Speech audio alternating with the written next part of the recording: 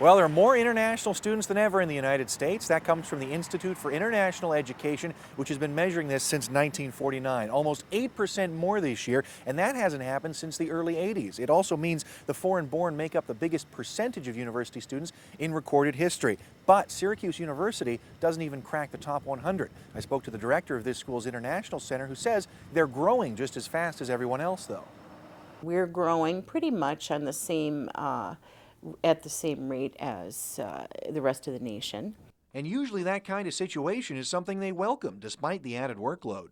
Well, it's very exciting, and no matter how much it breaks our backs, we want more. But that extra strain isn't easy to deal with. Our staff is not increased, so we do have additional hours that we have to put in, and we have to work faster.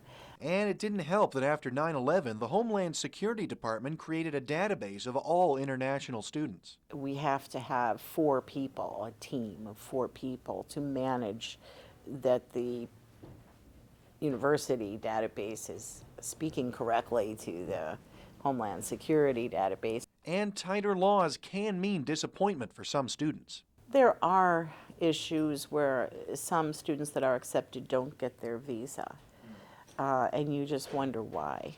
But of course you don't know the details, but you just want to cry because it's not fair. And lots of schools the size of SU have a lot more international students. Perhaps because of their recruitment. We do wonderful recruitment, but I think that we could be a little bit more flexible and creative on that extent. And for lots of potential students, cost is the big barrier. Students definitely will pick state schools.